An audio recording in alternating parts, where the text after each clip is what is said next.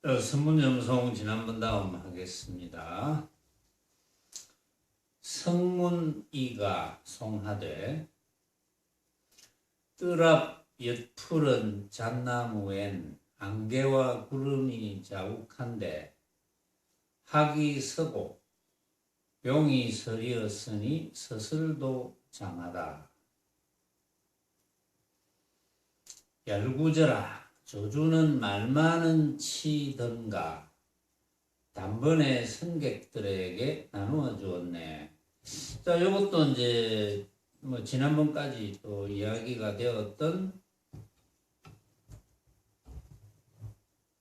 잣나무 화두하고 관계되는 거죠.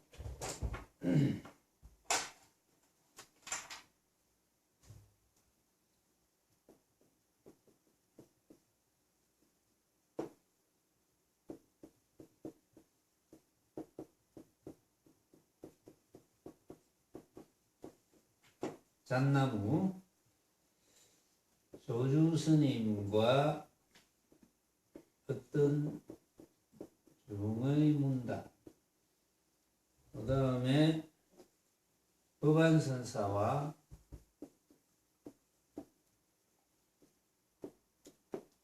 각철치의 문답.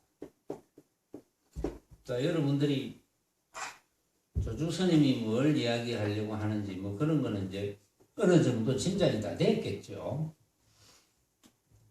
짐작이 안 됐으면 다시 이제 열심히 들으셔야 되고, 여러분들이 짐작이 되었다면 이제는 굴리면 되거든요. 짐작이 되었다면 일상에서 적용하면 됩니다.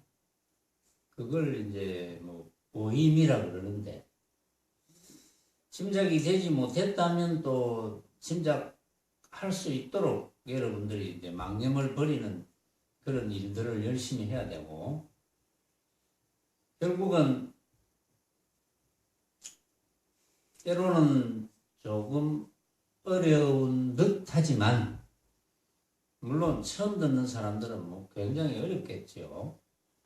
어려운 듯 하지만 누구나 예외 없이 이제 우리 사바세계만 따지면 약 70억 인구가 다 해결해야 됩니다.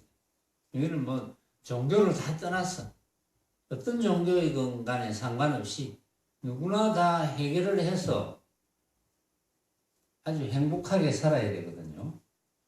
물론 타종교를 하는 분들이 행복하지 않다는 게 아닙니다. 그런데 대개는 이제 행복하다는 것을 내가 정말 참 행복하네 라는 생각을 할 때 행복한 줄 알거든요.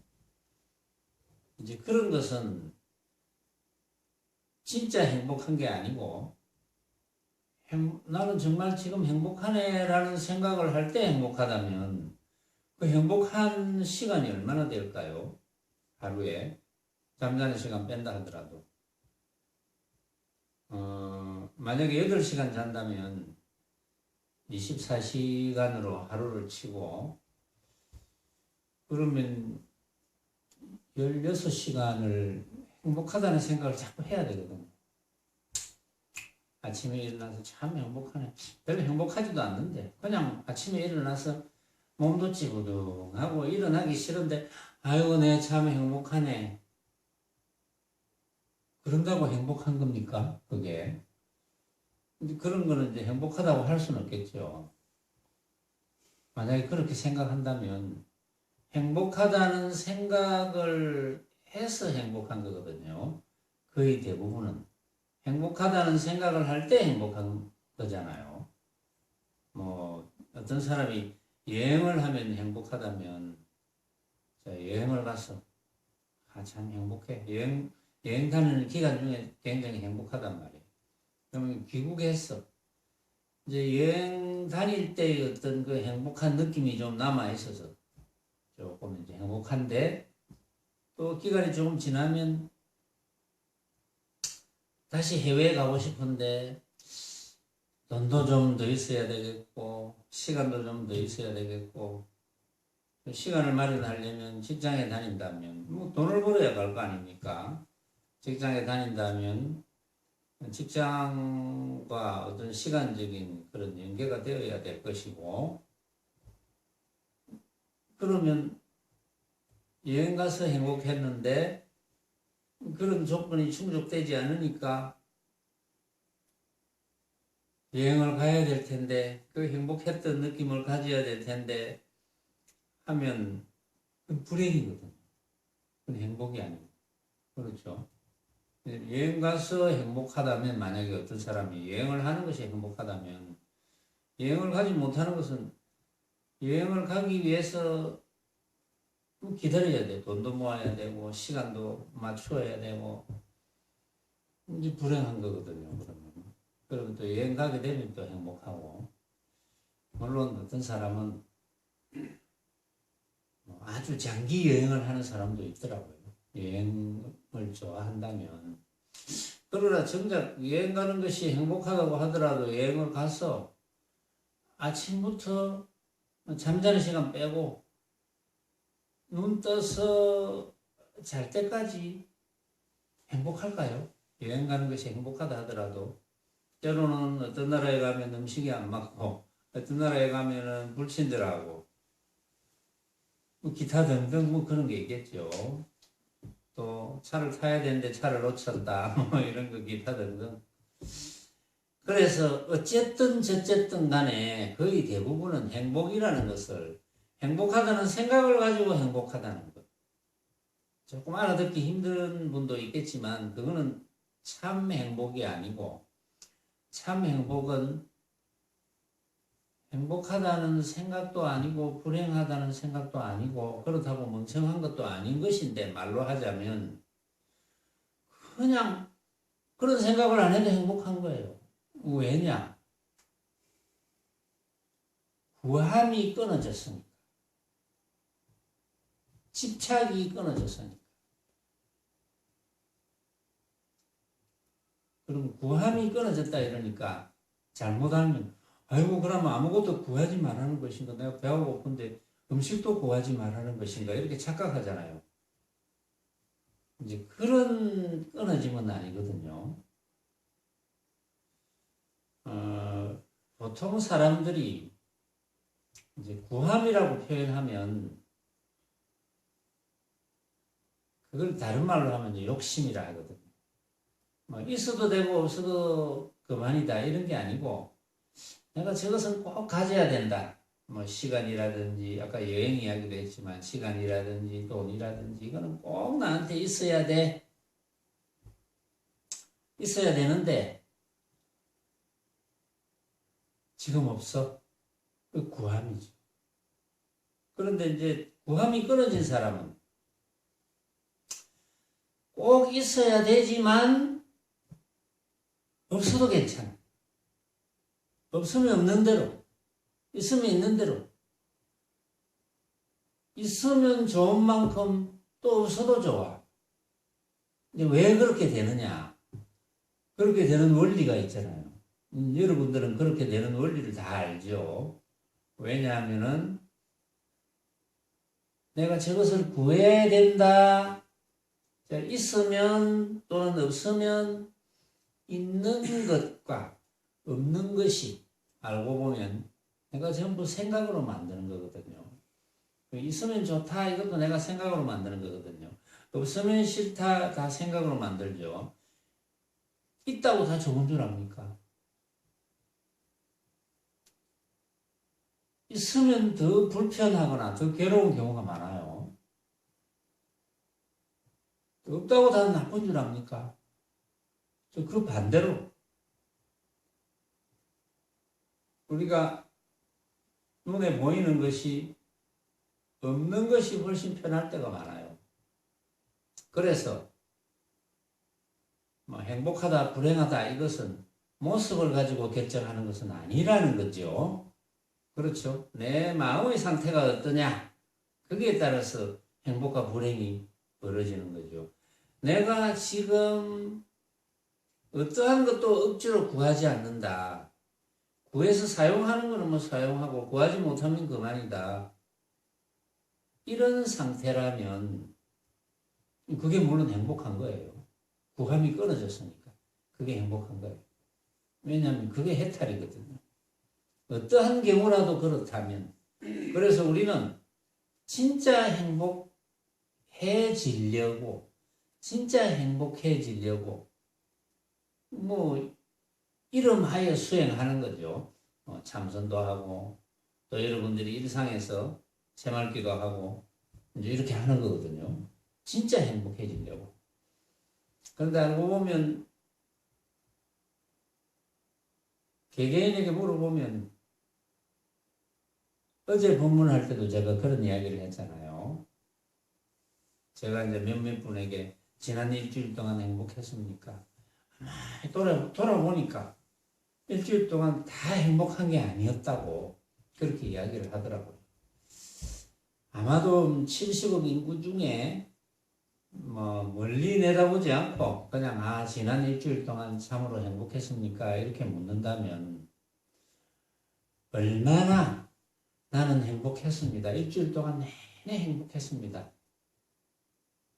그런 이야기를 할까요? 또 여러분들도 마찬가지죠. 여기서 이제 조주 스님과 이제 이 스님의 문답, 또 이제 법안 스님과 각철씨 스님의 문답, 이제 이런 것도 결국은 내내 행복해지려고. 이제 이게 어느 선까지 가서까지 행복해져야 되느냐. 죽음에 이르더라도 행복해야 돼. 그게 조금 어렵겠죠. 어떤 사람은 그런 이야기를 해요. 아유, 뭐 내가 죽는 거는 뭐 그냥 죽겠는데, 아유, 내가 친한 사람이 죽는 거 그거는 못 견디겠다. 뭐 이런 사람도 있고, 내가 죽는 거는 뭐 어쩌게 그렇게 죽겠는데, 몸 아픈 거 그거는 내가 못 참겠다. 뭐 이런 사람이 있더라고요. 근데 이제 그런 사람은 사실은 죽음을 경험 못 해봤죠. 그렇죠. 사실 여러분들은 죽음을 경험을 많이 해봤어요. 무수히 해봤는데 기억이 안 나잖아요. 지금. 그래서 모르는 거지. 그런데 이제 죽음을 경험 못했지만 경험한 것 이상으로 잘 아는 그런 분들도 있거든요. 물론 이제 그런 이야기를 담은 사자에서라는 그런 책도 있고, 또 보면 이제 어떤 분들은 그 임사체험 뭐 이런 게 있죠. 임사체험. 죽다가 살아났다. 이런 사람들의 체험을 모아놓은 책 뭐 이런 것도 있어요. 물론 그것이 꼭 맞지는 않겠죠. 왜냐하면 그것도 모습으로 벌어지는 이야기들이니까 다 맞지는 않을 거예요. 혹시 여러분들이 그런 책을 읽어본다면 참고로 하시면 됩니다. 제가 만약에 죽음에 관한 이야기를 하더라도 그냥 여러분들은 참고만 할 뿐, 여러분들의 죽음은 느끼는 바가 다 다를 거거든요. 여러분들이 우리가 100년 이내에 한 번은 이제 죽지 않겠습니까? 여기서 제일 젊은 분이 있어도 아마도 평균 수명이 자꾸 길어진다 하더라도 여기서 제일 젊은 분이 있어도 뭐 약 100년 이내에는 이제 한 번은 죽겠죠. 죽어보겠죠. 이제 그럴 때 그 죽음의 느낌은 자기만 느끼는 거거든요. 다른 사람은 느낄 수 없습니다. 자기만 느끼고. 그건 뭘 의미하느냐. 우리가 밥 먹을 때 반찬과 밥 맛을 자기만 느끼잖아요. 그거하고 똑같습니다. 뭐든지 자기만 느끼는 거. 똑같이 죽음을 맞이하더라도 동시에 죽음을 맞이한다 합시다. 예를 들어서 그런 경우도 있잖아요. 폭발물이 막 갑자기 터진다든지 그런 경우도 있죠. 갑자기 뭐 지진이 일어나가지고 지금 이제 좀 일반 사람들을 좀 겁주는 그런 이야기들을 좀 하잖아요. 백두산이 폭발한다. 응? 그러면 이제 백두산 근처에 있는 사람들은 수많은 사람들이 동시에 죽거든요. 물론 그것도 0.00001초 차이가 다 있을 거예요. 사실은. 이제 그런 경험을 한다 하더라도 만약에 똑같은 시간에 동시에 죽는다 하더라도 각자의 느낌은 다 다를 거예요. 왜냐하면 그 죽음은 누구도 피해갈 수는 없잖아요. 다 맞이할 거니까. 그러나 우리가 그런 죽음을 맞이할 때라도 우리가 밥 먹을 때, 맛있는 거 먹을 때 그때의 느낌처럼 다 다르겠구나라고 생각할 수 있다면 대단한 거겠죠. 만약에 그렇다면. 그렇게 되도록 공부를 하는 거예요, 우리는. 왜냐하면 그것도 하나의 우리가 생각으로 느끼는 거죠. 생각으로 느껴서 내가 생각으로 만드는 하나의 허망한 모습일 뿐. 그것 또한 우리가 밥 먹을 때 맛있는 반찬을 똑같이 먹는다 할 때 그 맛을 느끼는 것과 똑같은 거거든요. 그래서 우리는 이제 그런 훈련을 해야 되는 거예요. 응? 밥 먹을 때도 이거 내만 느끼는 거지. 똑같은 걸 먹더라도 내만 느끼는 거지. 다른 사람은 느낌이 다 다를 거야. 이제 이런 훈련을 하는 거예요. 그래서 똑같은 것을 먹으면서 우리가 각자 달리 느끼기 때문에 그 똑같은 음식의 맛은 진짜가 아니다. 그렇죠. 진짜일 리가 없죠. 진짜는 똑같이 느껴야죠. 그 맛이 진짜일 리가 없죠. 그 음식의 진짜 맛이 있을까요? 진짜 맛이 없겠죠. 그런데 사람들은 진짜 맛이 있다고 착각을 합니다. 이제 그런 착각을 얼마나 안 할 수 있느냐. 이제 그렇게 공부를 지어가면 그게 이제 내내 행복해질 수 있는 지름길이거든요. 뭐 많이 가졌던 재산을 많이 가졌던 적게 가졌던 유명하든 유명하지 않든 건강하든 건강하지 않든 그게 지름길입니다. 그래서 그런 지름길인 그런 공부를 안 하고 우리가 뭐 하면서 시간을 허비하겠습니까? 시간을 쓸데없이 허비할 필요가 없죠. 여러분들은 물론 쓸데없이 허비하지 않죠. 아침에 일어나서 눈을 떴다 천정을 쳐다보면서 저렇게 생겼구나. 내가 생각으로 만든 것이구나. 이렇게 내가 생각으로 만든 것이 진짜가 아니구나. 눈을 뜨면서 천정을 쳐다보는 순간 그렇게 되어야 됩니다. 응? 그렇게 되던가요? 응? 도연 그렇게 되던가? 안 됐어? 그럼 내가 매일 목축이 가면서 한 이야기가 이 뭐야 이거 도대체 나만 고생하는 거 아니야. 응? 그렇다고 내가 계속 말 안 할 줄 알고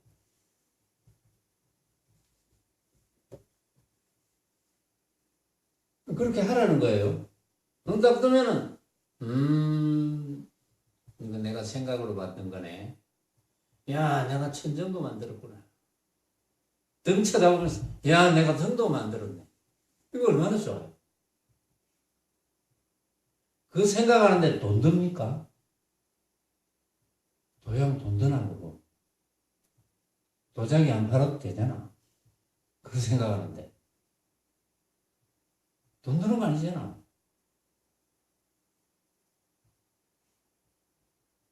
그 훈련을 해야 돼요. 근데 이제 법문을 많이 듣고 그렇게 공부해야 되겠구나 이렇게 생각해도 눈만 탁 뜨면은 천장을 쳐다보는데 이제 도형 같으면 만약에 지금 전시를 하고 있잖아요. 지금 물건 지금 7월달까지 뭐 전시한다고 그러더라. 야, 오늘은 이제 도자기가 하나 나가야 될 건데 이런 생각이 먼저 탁 들 수도 있어요. 그런 생각을 한다고 도자기가 한 개 더 팔립니까? 그건 아니잖아. 근데 왜 그 생각이 탁 들까요?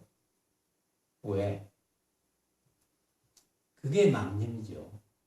그 생각을 할 필요가 없는데 그 생각하잖아요. 그게 망념이죠. 그건 누가 시켜서가 아닙니다. 그런 망념을 일으키지 마라 아무리 이야기해보세요. 망념이 안 일어나는가? 일어납니다. 쓸데없는 생각이 일어나요. 응? 나는 지금 도향을 통해서 한 가지 예를 들었을 뿐이지, 여러분들은 각자 어떤 생각이 있을 거예요. 여러 가지 떠오르는 생각들이. 근데 그거는 누가 시켜서 떠오릅니까? 시켜서 떠오르는 게 아니거든요. 여러분들 스스로 떠올랐지. 그것을 망념이라 하거든요. 그렇게 안 해야 되는데 왜 그렇게 떠오를까요? 이유가 뭘까요? 뭐 이유는 뻔하지. 그렇게 떠오르는 버릇이 길러지도록 커왔으니까. 어릴 때부터. 근데 너무 어릴 때는 이해를 못 하잖아요. 너무 어린 사람한테 제가 그래서 조금 알아듣는 것 같기도 하던데, 자, 이 주장자 누가 만들었노? 네가 생각으로 만들었다? 모르죠. 오히려 더 잘 알아들을 수도 있어요. 자꾸 이야기하는. 그런 줄 알고 너가 사용해라. 너 지금 맛있는 거 먹는데 그거 진짜는 아니야. 그러나 너가 맛있게 느껴지지. 다른 사람이 꼭 그렇게 맛있게 느껴지는 건 아니야. 배부른 사람도 있고 그런 음식을 좋아 안 하는 사람도 있고 뭐 여러 가지. 그런 식으로 만약에 이야기를 자꾸 해준다면 더 빨리 달라질 수도 있겠죠. 그런데 여러분들은 그런 이야기를 들은 것이 언제적부터입니까? 수십 년이 지났었잖아요. 그러니까 수십 년 동안 그렇게 안 살았거든. 수십 년 동안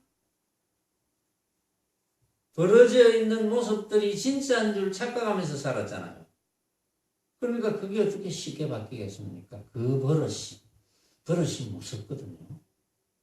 그래서 자꾸 연습을 해야 되는 거예요. 제가 왜 이렇게 잔소리처럼 때로는 똑같은 이야기, 비슷한 이야기, 뭐 유사한 이야기 제가 왜 그렇게 법상에만 오르면 이야기하고 개인적으로 만나면 이야기해요. 개인적으로 만나면 차 마시면서 제가 찻잔을 가지고 옆에 앉아서 하는 이거 누가 만들었노? 저 이렇게 묻잖아요. 자주. 그럼 깜짝 놀래기도 하고 또 누구 아이고 이 옆에 무서운 자리네 이러면서 이제 가까이 안 와. 그 무서운 느낌을 자꾸 받아야 되는데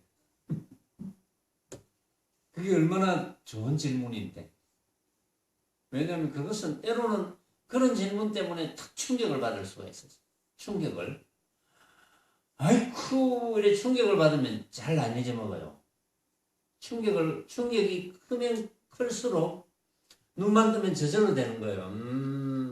내가 생각으로 만든 허망한 헛개비 같은 천정이구나. 내가 만들었구나. 이렇게 저절로 되는 거예요. 충격을 받으면.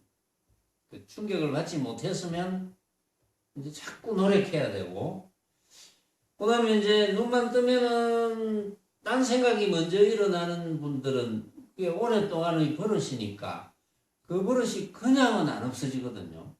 그 버릇을 그냥 없애는 방법은 역시 역대 조사선사들이 자선히 최고라 했어요. 지금 여러분들처럼 이렇게 이제 토요전진 이제 하거나 또는 낮에 뭐 시간이 좀 난다.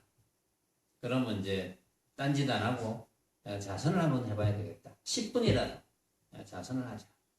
또 각자 화두들이 있거나 또 화두 없는 분은 앉아서 그냥 쳐다보면서 자선을 하자 하는 생각이 벌써 다르잖아요. 그냥 앉아있는 거 하고 내가 자선을 한번 해보자 하면 내 눈앞에 보이는 이게 내가 생각으로 만든 허망한 헛개비구나. 이렇게 늘 관하는 겁니다. 그렇게 관찰하는 거예요. 그렇게 관찰하면 그게 자꾸 이제 좋은 버릇이 생기겠죠. 그렇게 관찰하는 버릇을 자꾸 길러야 돼요.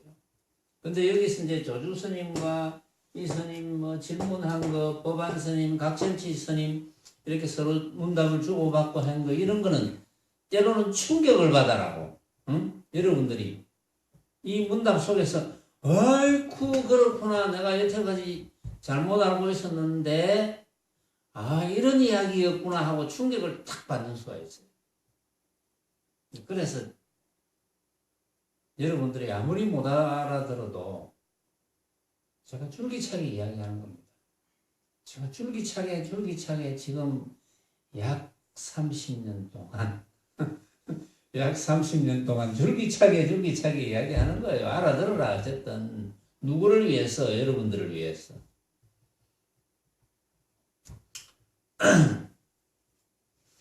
조주에게 중이 묻되 조주스님에게 중이 묻습니다. 어떤 것이 조사께서 서쪽에서 오신 뜻입니까? 조사 달마대사.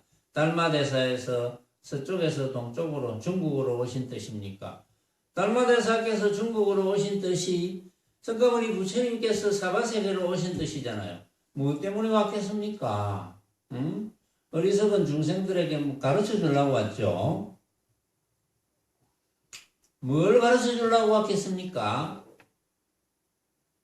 그런데 이제 이 조주선사는 친절하고 상세하게 막 이러쿵저러쿵 이렇게 이제 말씀을 안 하시거든요.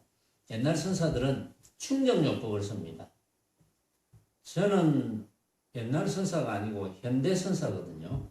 그래서 충격요법을 안 쓰고 막 컴퓨터 이야기도 하잖아요, 제가. 컴퓨터 전원이 있어야 된다. 487 법문에 제가 1단계 이거 알아야 되고 2단계는 이렇게 돼야 되고 이렇게 이야기를 하잖아요. 이 충격 법문이 아니고 일상 법문인데 거기에서도 충격을 받을 수가 있어요. 물론 충격을 받으면 좋겠어요. 그런데 이제 이전 선사는 그렇게 상세하게 붙들고 왜냐하면 이제 주로 이때 조주 스님을 찾아오시는 분들은 조주 스님 밑에 배우시는 분들도 다 승려들이고 찾아오는 분들도 다 선객들입니다. 승려들이에요. 그러니까 뭐 구차하게 승려들 생활은 뻔하니까 구차하게 뭐 이러쿵저러쿵 해놓으면 그렇게 이야기를 하고 그렇게 설명을 해놓으면 듣는 사람들이 쉽네. 별거 아니네. 별거 아니네 이래가지고 공부를 안 해요. 실제로는 잘 모르면서 이해하고 이해는 가고 쉽네 이렇게 공부를 안 해요. 제가 그런 사람을 간혹 봤거든요. 그런 사람을 간혹 봅니다. 물론 뭐 수행하기 싫겠죠. 수행을 열심히 할 인연이 안 되겠죠. 어떤 분은 제 본문을 듣고 또는 개인적으로 이야기하면 알아듣겠습니다. 이래 해요. 물론 일주일 있다가 이야기하면 또 깜깜해요. 또 일주일 있다가 이야기하면 또 깜깜해. 또 이야기하면 알아듣겠대요. 또 일주일 있다가 또 이야기하면 또 깜깜해. 그거 뭐 10번, 20번. 그러니까 제가 이런 법상에서 10번, 20번, 100번, 1000번 이야기하는 거죠. 제가. 이상하죠. 안 그럴 것 같은데. 여러분들 생각에는 안 그럴 것 같죠. 참 묘하죠. 중생 버릇이라는 게 그렇게 찔긴 겁니다. 아주. 그게 참 찔긴 정도가 칡뿌리보다 훨씬 찔겨요. 그게. 그래서 이제 여기 조주선사는 저처럼 이야기 안 하고 충격요법을 딱 쓰는 거예요. 어째서 달마대사가 동쪽으로 왔습니까? 이렇게 물었잖아요. 서쪽에서 동쪽으로 왔습니까? 이렇게 물으니까 조주선사는 느닷없이 뜰 앞의 잣나무니라 이렇게 이야기합니다. 어째서 달마대사가 중국으로 왔느냐를 묻는데 뜰 앞에 잣나무니라. 충격요법. 이게 뭐지? 생각을 하는 거예요. 그러다가 이제 운 좋으면 또 아는 수가 있겠죠. 시절년이 닿아야 이제 아는 거니까. 그런데 그렇게 이야기하니까 이 중이 화상께서는 경계를 가져 사람에게 가르치지 마십시오. 경계라는 것이 뜰 앞의 잣나무이라고 하니까 뜰 앞에 그 잣나무라는 경계가 아니비설신의로 생기잖아요. 이제 우리 눈앞에 벌어진 온갖 모습을 우리가 눈, 귀, 코, 혀, 몸 뜻으로 눈앞에 벌어진 온갖 뜻을 진짜로 판단한다면 그게 이제 경계가 되는 거죠. 진짜로 생각한다면. 여태까지 늘 진짜로 생각했겠죠. 그러면 경계가 됩니다. 그런데 여기 이 중은 저주스님이 뜰 앞의 잣나무니라 이러니까 잣나무가 진짜의 경계로 하는 거예요, 지금. 그러니까 저주선사는 당장에 그럽니다.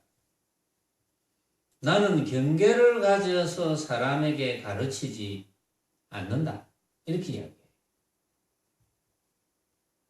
그러니까 또 묻습니다. 어떤 것이 조사가 서쪽에서 오신 뜻입니까? 하니까 다시 똑같은 이야기예요. 뜰 앞의 잣나무니라 이렇게 이야기해요. 그것은 뭐 일단락이 이제 지어졌고 이제 법안선사라는 분이 조주선사의 제자인 각철치에게 묻습니다. 만나서 듣자오 끝낸 조주에게 잣나무 화두가 있다 하니 맞습니까? 이렇게 묻습니다. 그러니까 각철치가 선사께서는 이런 말이 없소이다. 잣나무 화두가 없은 건 아니죠. 없은 건 아닌데 왜 이제 각철치가 선사께서는 이런 말이 없습니다. 이렇게 이야기를 했을까요? 왜냐하면 그 화두의 귀결점이 모습이 아니라는 거예요. 귀결점이. 그러니까 없다. 찾을래야 찾을 길이 없다는 거야. 말하자면. 그러니까 법안이 지금 천하에서는 모두가 전하기를 중이 조주에게 묻되 어떤 것이 조사께서 서쪽에서 오신 뜻입니까? 하니 조주가 이르되 뜰 앞의 잣나무니라 하셨다는데 어째서 그런 말이 없다고 하십니까? 이렇게 물으니까 각철씨가 선사를 비방하지 마라. 선사께서는 이런 말이 없어요. 이렇게 이야기했어요. 이제 그것도 이제 화두거리가 될 수가 있죠, 사실은. 자, 거기에 대한 더 상세한 이야기는 그동안 이제 여러 번 해서 더 상세하게는 안 합니다. 더 상세한 이야기가 궁금하면 유튜브에 가서 찾아보시고, 자, 성문이 선사의 송을 아까 제가 소개했죠. 이야기를 이제 한번 다루어 봅시다. 성문이 선사가 요 이야기 가지고 이제 이야기하는 거죠.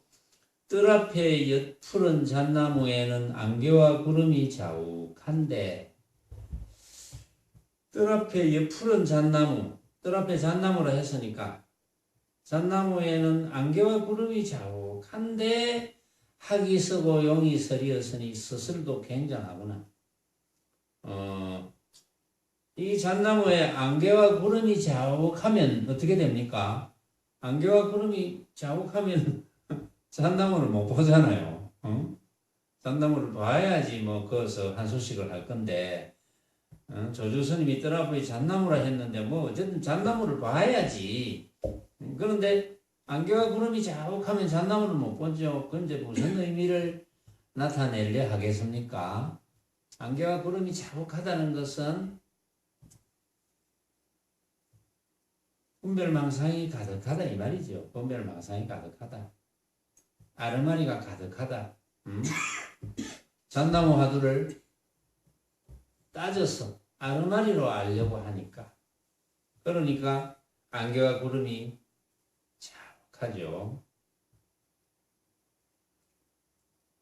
분별해서 따져서 알려고 하니까 안개와 구름이 가득한 거죠. 학이 서고 용이 서리었으니 서슬도 장하다. 학이 서고 용이 서리었으니 서슬도 장하다. 학이 서고 용이 서리었다는 것은 서슬이 장하다는 것을 이야기하기 위해서 학이 서고 용이 서리었다 이렇게 이야기하는 거죠. 사실은 조사스레이를 물었을 때 뜨라프의 잣나무니라고 한 것은 학이 서고 용이 서리었다는 자체는 달마대사의 뜻이 그렇다는 거예요. 달마대사의 뜻이 그렇다는 것은 뭡니까? 석가모니 부처님의 뜻이 그렇다는 거죠. 석가모니 부처님의 뜻이 달마대사의 뜻이고 달마대사의 뜻이 석가모니 부처님의 뜻이니까 또 그 뜻이 조주선사의 뜻이거든요.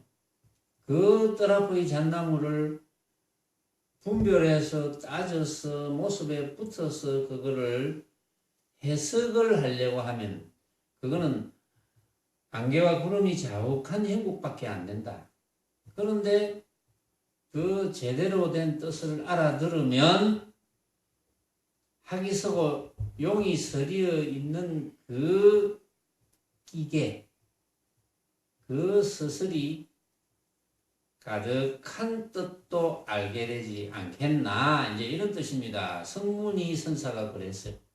그러니까 잣나무를 뜨라프의 잣나무를 하니까 뜨라프의 잣나무를 생각하고 잣나무에는 뭐 열매가 어떠니 그 잣나무는 사실 푸르지 뭐 잣나무의 뿌리가 얼마만큼 깊지 기타 등등 잣나무 그 조주스님의 그 뜰 앞에 있는 잣나무는 둥치가 얼마나 될까? 무성하다는데 얼마나 무성할까? 이런 모습으로 논한 것이 아니다. 그렇죠? 열구제라 조주는 말 많은 치던가? 열구제라 조주는 말 많은 사람이던가? 조주가 말 많은 사람일 리는 없겠죠. 그러나 조주선사가 입을 꾹 다물고 있으면 누가 그 소식을 알겠습니까? 달마대사가 서쪽에서 오신 소식을 알겠습니까?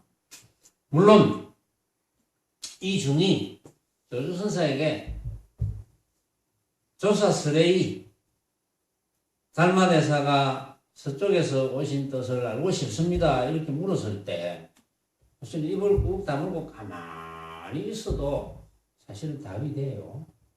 응? 가만히 있어. 그 가만히 있는 걸 양구라 하는데 양구한 분들이 이제 그동안 여러 선사들도 있었지만 유마거사가 양구했죠. 유마거사가 방편으로 내가 몸이 아프다 이렇게 이제 법풍을 만들어 놓고 거기에 나중에 문수보살이 부처님의 제자들하고 전 대보살들 거느리고 유마거사의 처소를 갔죠. 처소를 갔을 때 전부 대보살들이 한마디씩 다 합니다. 불의법문이죠. 불의법문을 한마디씩 쭉 하고 나머지 이제 문수보살이 한마디 합니다. 문수보살이 한마디 하고 문수보살이 유마거사에게 저희들은 이렇게 한마디씩 했으니까 한마디 해주십시오. 이럴 때 유마거사가 입을 꾹 다뭅니다. 입을 꾹 다무니까 그때 이제 찬탄을 했죠. 석가모니 부처님도 어떤 외도가 이제 질문을 했습니다. 좀 묘한 질문을 했죠. 묘한 질문을 하니까 때로는 묘한 질문이라는 것은 말도 안 되는 질문이거든요. 묘한 질문을 하니까 석가모니 부처님께서 입을 꾹 닫고 양구를 했습니다. 그러니까 그 외도가 또 찬탄을 했어요. 그 부처님을 찬탄을 합니다. 알아들었는지 못 알아들었는지. 열구지라 조주는 참 말 많은 치던가.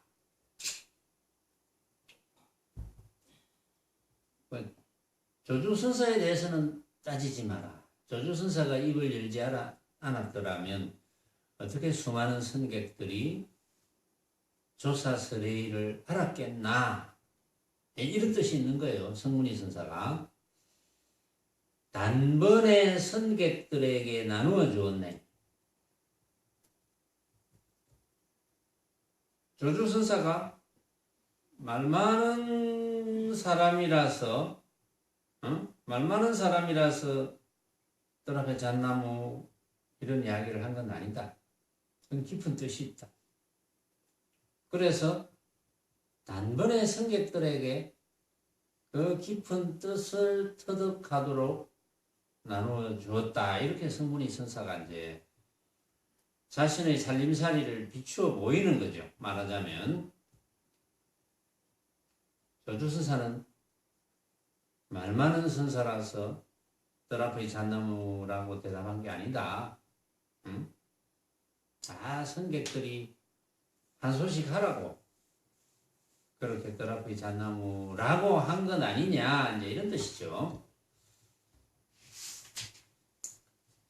도진이 송하되, 도진선사, 조주의 뜰 앞 잣나무는 눈 속에 번개빛이 번쩍이도다.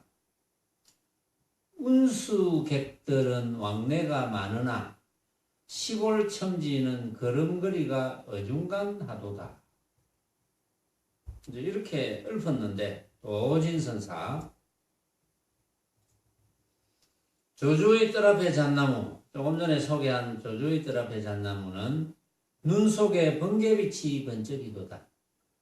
이거는 듣는 순간에 정신이 번쩍 들어서 정광석화 같은 깨달음이 있어야 알아차려질 것이다. 이제 이런 뜻이 있어요. 도진선사의 뜻은. 왜냐하면 조주선사가 조사설의에 대해서 뜰 앞의 잣나무라고 이야기한 것은 그걸 가지고 뜰 앞의 잣나무라는 모습에 매달려서 분석하고 뭐 3단 논법으로 이야기하고 이러쿵저러쿵 아무리 따져봤자 그 따지는 것에서는 알 길이 없다. 번쩍하는 정광석화 같은 깨달음이 있어야 된다. 이런 뜻이에요. 도진선사. 그 말은 도진선사는 듣는 순간에 알겠다 이런 뜻이거든요. 그 뜻이 뭔지.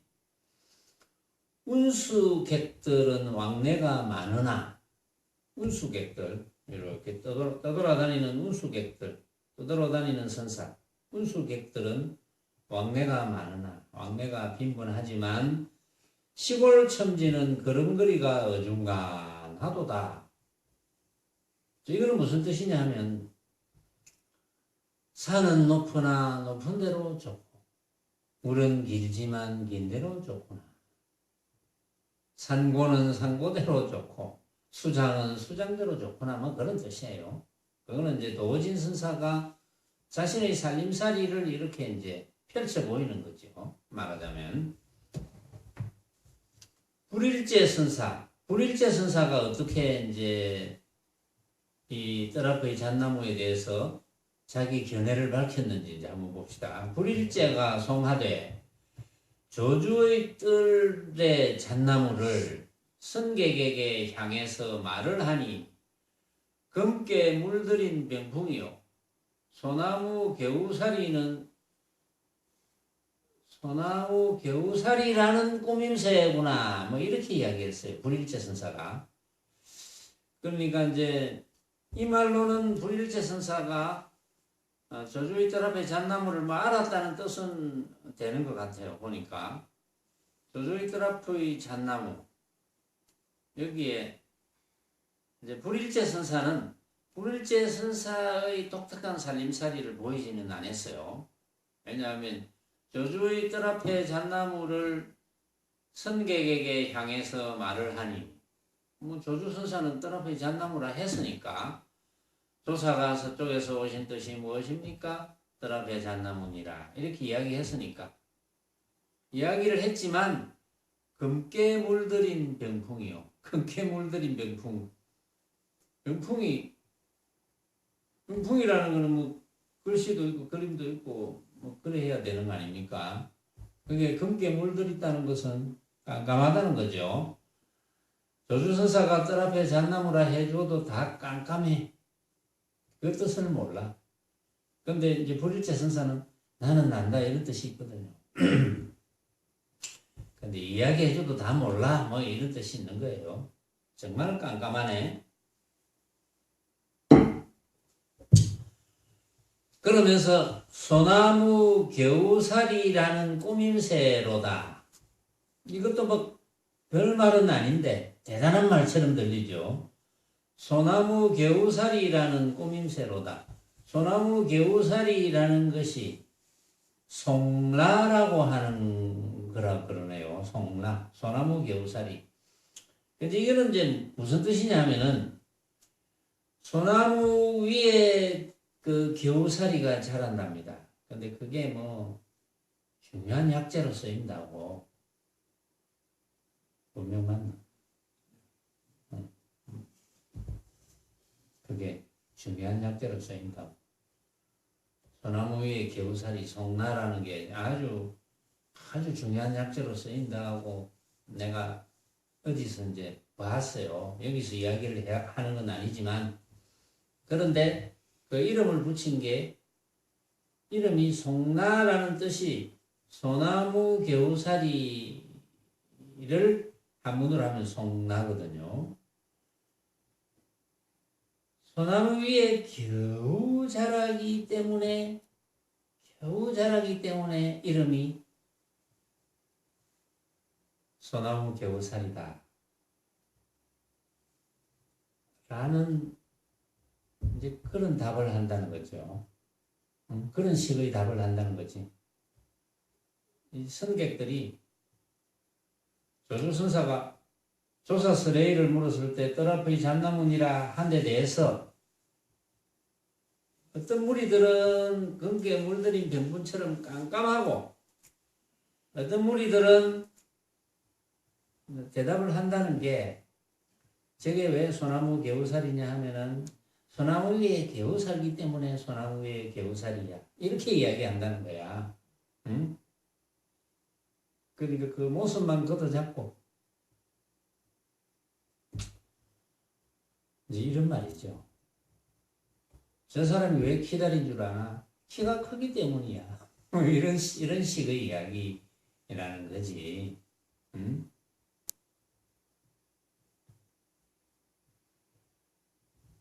그런 식으로 이야기한다는 거야. 그러니까 잘 모르면서 어떤 무리는 병풍에 검은 물들인 것처럼 깜깜하고 어떤 무리들은 잘 모르면서 아르마리로 막 생각해같이 생각나는 대로 소나무 겨우살이가 왜 이름이 그런 줄 알아? 소나무 위에 겨우살기 때문이야. 뭐 이런 식으로 이야기한다는 거지. 응?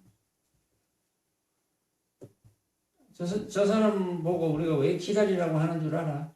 키가 크기 때문이야. 뭐 이렇게 이야기한다는 거야. 말하자면. 그런 정도로 조주의 뜰 앞의 잣나무를 못 알아듣는다 이거지. 불일체 선사가 볼 때는. 그럼 불일체 선사가 이런 송을 지었다는 것은 나는 난다. 이런 뜻이 있겠죠. 그러나 여기에서는 불일체 선사의 살림살이는 없습니다. 그 뭐 특별한 뜻이 있는 건 아니에요. 막 그렇다는 거지. 그러나 본인은 안다는 뜻이 이제 있죠. 자수첩 선사의 송을 한번 보겠습니다.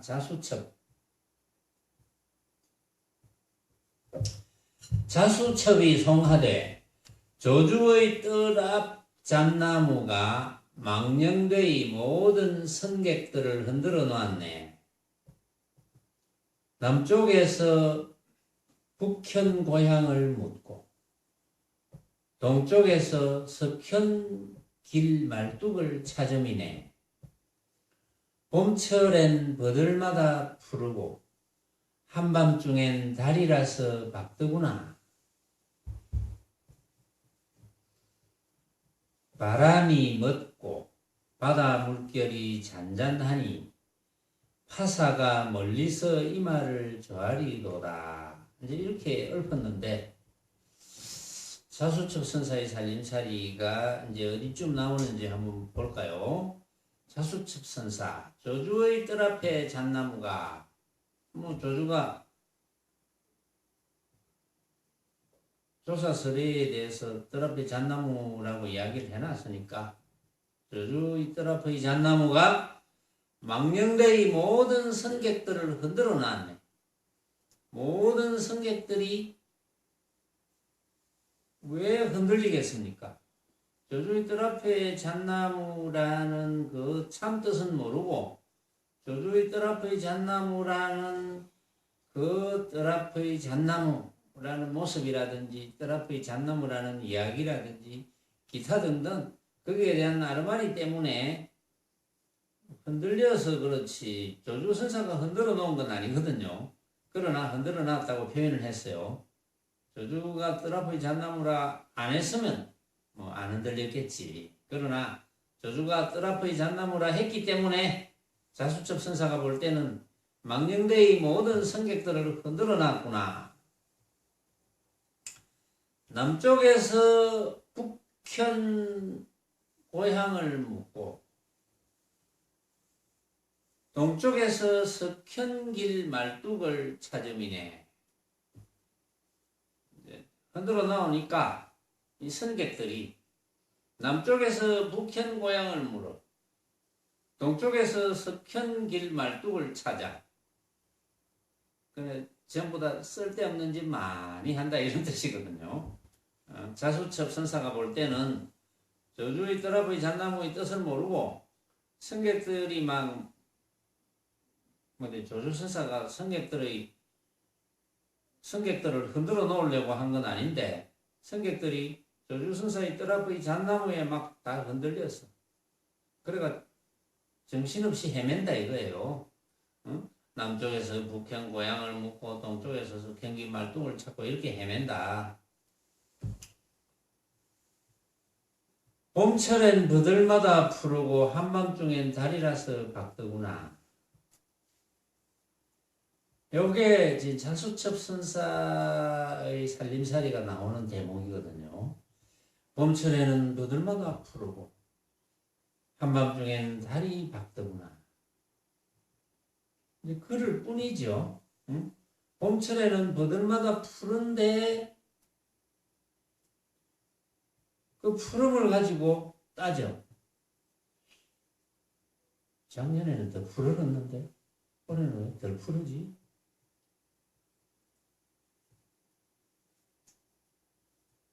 또 한밤중에 달이 밝을 뿐인데 어제 달보다 오늘이 밝나? 안 그러면 어제보다 달이 어둡나? 지난달보다 어두운가 밝은가? 내일은 또 어떨까? 이렇게 이야기한다는 거예요. 응? 그렇게 이야기하면 안 된다는 거지. 그냥 봄철에는 버들마다 푸르고 그냥 버들마다 푸를 뿐. 뭐 어제보다 푸르든지 뭐 내일 더 푸를 것인지 이거는 중요한 게 아니다. 한밤중엔 달이 밝다. 한밤중이니까 달이 밝을 뿐. 그게 무슨 뭐 작년 보는 달보다 밝은지 어쩐지 그런 걸로 사람들이 많이 따진다. 자수첩 선사가 그저 봄철에는 버들이 푸르고 한밤중에는 달이 밝을 뿐인데 우리가 그저 배고프면 먹을 뿐인데 나는 이런 거 좋아하네. 뭐 체질이 안 맞아서 좋아 안 하는 거 그런 거는 뭐 어쩔 수 없지만 그렇지 않으면서 배가 고프면서도 나는 쌀밥만 좋아하지 보리밥은 좋아하네 이런 사람도 있거든요. 사실은 먹을 게 보리밥 뿐인데도 보리밥 뿐이면 보리밥만 먹어야 되죠. 배고프면. 그런데 먹으면서 나는 사실은 쌀밥을 좋아하는데 이런 모습에 붙어서 이야기한다 이거죠. 그냥 배고프면 먹을 뿐 피곤하면 잘 뿐 그런 노래 비슷한 걸 제가 지은 적이 있었죠. 그죠? 돈은 어렵지 않으니. 응? 배고프면 먹고 피곤하면 자고 뭐 그 외에 뭐 사실은 따질 게 없는데 사람들이 그런 거 저런 거 따지느라고 한 세상 부질없이 보낸다 뭐 이런 식으로 제가 이제 노래를 지은 적이 있는데 바람이 멎고 바다 물결이 잔잔하니 이것도 이제 자수철 선사가 살림살이를 탁 내놓은 거죠. 바람이 멎고 바다 물결이 잔잔하니 파사가 멀리서 이마를 조아리도다. 파사가 멀리서 이마를 조아린다. 이 말은 뭐냐 하면은 파사가 페르시아인데 당시의 천축 지방입니다. 지금의 뭐 이란 뭐 저런 데인데 지금 전쟁을 하니 안 하니 하는 이란 저런 곳인데 파시아, 페르시아. 당시의 천축 지방에는 뭐 그 달마대사가 그 천축 지방을 이제 왔다 갔다 한 거쳐온 경우도 있지만 천축 지방을 거쳐서 이렇게 이제 중국으로 온 이제 그런 것을 슬쩍 나타내는데 이제 왜 이런 뜻으로 이야기했느냐?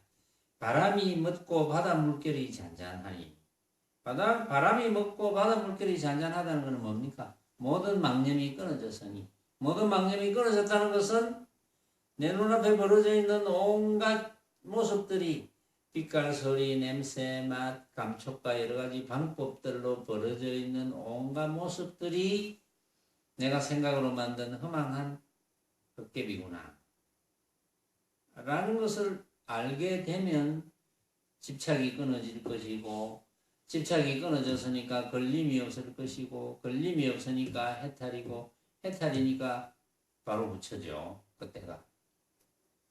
그러니까 파사가 멀리서 이마를 조아릴 수밖에. 만약에 바람이 멎고 바다 물결이 잔잔하다면 뭐 달마대사가 구태올 필요가 뭐 있겠노 뭐 이런 뜻입니다. 자수첩 선사가 그 정도의 경지가 된다는 것을 이야기한 것. 오늘은 여기까지 하겠습니다.